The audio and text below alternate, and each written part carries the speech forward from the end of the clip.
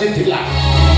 ଆଜି ମନ୍ଦିରରୁ ସୁନା ମୁକୁଟ ଚୋରି କଲୁ, ମାଡ଼ ମୋ ଛାତିରେ ବାଜିଲା। ସେଦିନ ମାଡ଼ ବରା ଦୋକାନୀ ତୋତେ ମାରିଥିଲା, ହେଲେ ଆଜି ତୁ ମୋ ଛାତିକି ଗୋଇଠା ମାରିଲୁ। କିଏ କଣ କହିଥିଲା ବୋଲି ତମେ ତା କଥାକୁ ବିଶ୍ୱାସ କରି ଯାଉଛ? ଆମ ପୁଅ କଥାକୁ ତମେ ବିଶ୍ୱାସ କରୁନ? ତମେ କଣ ସରଳକୁ ଜାଣିନ? ହଁ ଠିକ କହୁଛି ବାପା, ତାକୁ ସେ ଚତୁର୍ଭୁଜ ମହାନ୍ତି ଫସାଇ ଦେଇଛି। ଏବେଠାରୁ ସରଳ ସହିତ ଆମର କୌଣସି ସମ୍ପର୍କ ନାହିଁ। ସରଳ ଏବେଠାରୁ ଆମ ପାଇଁ ମରିଗଲା, ଆମେ ବି ତା ପାଇଁ ମରିଗଲା। ସରଳ ଯଦି ଏବେ ଘରେ ରହିବ ତାହେଲେ ମୁଁ ଗାଁ ଛାଡ଼ି ଚାଲିଯିବି, ଆଉ ଯଦି ଯଦି ଗାଁରେ ରହିବ ତାହେଲେ ମୁଁ ଦୁନିଆ ଛାଡ଼ି ଚାଲିଯିବି। ମତେ ବିଶ୍ୱାସ କର, ମୁଁ ଚୋରି କରିନି। ସେ ଯାହା ସବୁ ମିଛ କହୁଛି, କାହିଁକି ନା ମୁଁ ତାଙ୍କ ରକ୍ତର ନୁହଁ। ବାପା ମତେ ମାର ପଛେ, କିନ୍ତୁ ମୁଁ ଏତିକି କହୁଛି ମୁଁ ଏ ଘରେ ରହିବି। ବଉଲ, ଆଜି ଯାଏ ଭାବୁଥିଲି ସେ ଦୁନିଆ ଛାଡ଼ି ମୁଁ ଏ ଦୁନିଆରେ ଭଲ ଅଛି, କିନ୍ତୁ ଏବେ ବୁଝୁଛି ସେ ଦୁନିଆ ମୋ ପାଇଁ ବହୁତ ଭଲ ଥିଲା। ସେଠି ମାଡ଼ ଥିଲା, ଗାଳି ବି ଥିଲା, କିନ୍ତୁ ମାଡ଼ କାଟୁନଥିଲା। କାହିଁକି କହିବୁ? ମାଡ଼ର ଚିହ୍ନ ଦେଖିବା ପାଇଁ ମୋ ନିଜର ଲୋକ କେହି ନଥିଲେ। ସେଠି ଖରା ଥିଲା, ବର୍ଷା ଥିଲା, ଶୀତ ଥିଲା, କିନ୍ତୁ ସବୁ ଋତୁ ମତେ ଏକା ଭଳି ଲାଗୁଥିଲା। କାହିଁକି ନା ବର୍ଷାରେ ଭିଜିଗଲେ ପଣତରେ ମୁହଁ ପୋଛି ଦେବା ପାଇଁ ମୋ ପାଖରେ କେହି ନଥିଲେ। ଆଜି ବାପାଙ୍କ କଥାଟା ମତେ ଏମିତି ବାଧିଲା ଯେ ମତେ ସେମିତି ଗୋଟେ ଜାଗାକୁ ଠେଲିଦେଲା, ଯୋଉଠି ମତେ ସ୍ପଷ୍ଟ ଦେଖାଗଲା 8 ବର୍ଷର ଛୁଆଟା। ମା ନାହିଁ କି ବାପା ନାହିଁ, ଚିରା ସାର୍ଟ ପିନ୍ଧିଛି, ବଟନ ନଥିବା ପ୍ୟାଣ୍ଟକୁ ଗୋଟେ ହାତରେ ଟେକି ଧରି ଆଉ ଗୋଟେ ହାତରେ ପୋଲିସ ଆଉ ବ୍ରଶ ଧରି ଡାକୁଛି, ବାବୁ ଜୋତା ପୋଲିସ କରିବେ, ବାବୁ ଭୋଟ ପୋଲିସ କରିବେ, ଭୋଟ ପୋଲିସ କରିବେ। ଆଜି ବାପାଙ୍କ କଥାଟା ମତେ ବହୁତ ବାଧୁଛି। ଯଦି ତତେ ଏତେ ବାଧୁଛି ତାହେଲେ ଆମ ସାମ୍ନାରେ ଠିଆ ହେଇଛୁ କାହିଁକି? ଏ ଯାଇ ଚାଲି ଯାଇନୁ କାହିଁକି? ସେମିତି କେବେ ବି ହେଇପାରିବନି। ମାନେ ତମ କଥାରେ ଭାଇ ଆମଠାରୁ ଅଲଗା ହେଇପାରିବନି ବାପା। ତାହେଲେ ଗଣିତ ଭାଷା ତମମାନଙ୍କ ପାଖରୁ ଅଲଗା ହେଇଯିବ। ଏବେ ଏଇଠୁ ସରଳ ଯଦି ଏ ଗାଁ ଛାଡ଼ି ନ ଯାଏ ତାହେଲେ ମୁଁ ସାଇ ବାବାଙ୍କ ମୂର୍ତ୍ତିକି ଚାହିଁ ଶପଥ କରି କହୁଛି, ସକାଳର ସୂର୍ଯ୍ୟ ଉଦୟ ପୂର୍ବରୁ ଏଠି ମୋ ଚୁନି ଜଳୁଥିବ।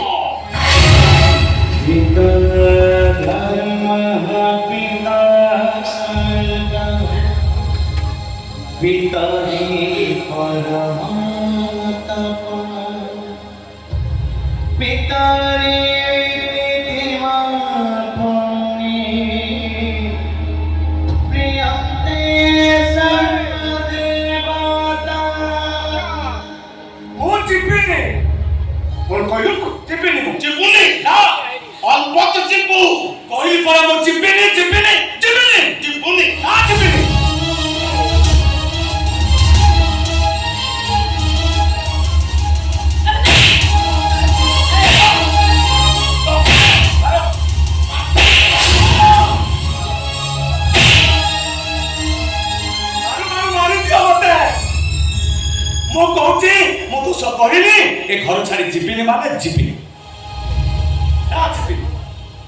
ଯିବିନି, ଜମା ଯିବିନି। ଯିବୁନି ତୁ? ନା। କାହିଁକି ଯିବୁନି? କାହିଁକି ଯିବୁନି ମା? ତୁ ନ ଗଲେ ତୋ ବାପା ମରିଯିବେ। ସତରେ ତୁ ଗୋଟେ ବେଇମାନ। ଏତେ ବଡ଼ କଥା କରିବାକୁ ତୋ ତୁଣ୍ଡ ନଉଠିଲା କେମିତି? କହିଯାଉଛୁ, ଯିଏ ମରିବା କଥା ମରନ୍ତୁ, ଯିଏ ବଞ୍ଚିବା କଥା ବଞ୍ଚନ୍ତୁ। ମୁଁ ଯିବିନି। ଯିବୁନି? ଆରେ ଭୁଲ କରୁଛୁ ତୁ। ଠକିବେ ତୁ। ତୋ ପାଇଁ ମୋ ସ୍ୱାମୀ କାହିଁକି ମରିବେ? ବାହାର ଯା କହୁଛି। ତୁ ଯଦି ନ ଯିବୁ ତାହେଲେ ମୁଁ ତତେ ଏଇଠି ମାରିଦେବି।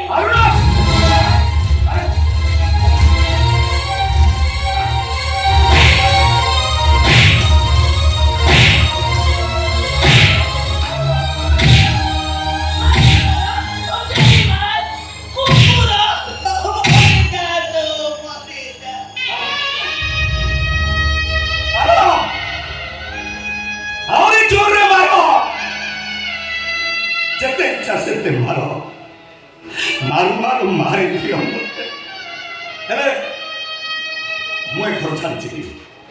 ଠିକ କହିଛୁ ତୁ ତୁ ତ ଗୋଟେ ବାପା ମା ଝିଅଟା ଅଣା ବାପୁଆ ତୁ କେମିତି ଆମ ସମ୍ପର୍କ କର ସିଏ ତତେ 20 ବର୍ଷର ପାଣି ପଶି ମଣିଷ କରୁଛନ୍ତି ତୁ ତାଙ୍କରି ମରଣ ଚାହୁଁଛୁ ଯୋଉ ମା ତତେ ସ୍ନେହ ମମତା ଦେଇ ବଢେଇ ଆସିଛି ତୁ ତାରି ବିଧବା କଥା ଚିନ୍ତା କରୁଛୁ ଚାଲି ଯା ତୁ ଆମ ସାଙ୍ଗରେ ଯିବିନି ଯିବୁନି ଯିବିନି।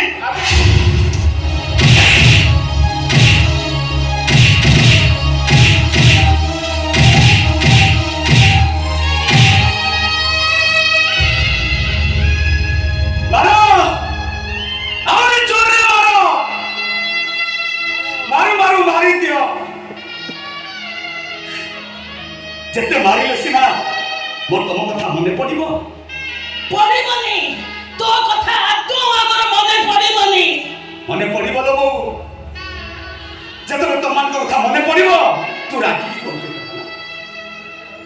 ରାଗିକି କହୁଛୁ ହଉ କହ ଯେତେବେଳେ ତମମାନଙ୍କ କଥା ମନେ ପଡିବ ମୁଁ ଆଜିର ଦିନକୁ ମନେ ପକେଇ କହିବି ଏ ସରଳ ତୁ କାହା କଥା ଚିନ୍ତା କରି କାନ୍ଦୁଛୁ ସେଇ ବାପା କଥା যে তোকে যার চক্রে ঘর বার করতে এ সরল তু কার কথা মনে পকে কান্দুছু সে বউ কথা যে তোকে বেঈমান প্রাপ্ত করতে ঘর বার করতে না সেই ভৌরি কথা মনে পকে কান্দুছু যে তোকে ভিকারি করে ঘর বার করতে দিলা ভালো সবু ভালো হলা আজ যাই জানিছিলে দুই কে দুই ভুল দুই দুই গুণে 6 ভুল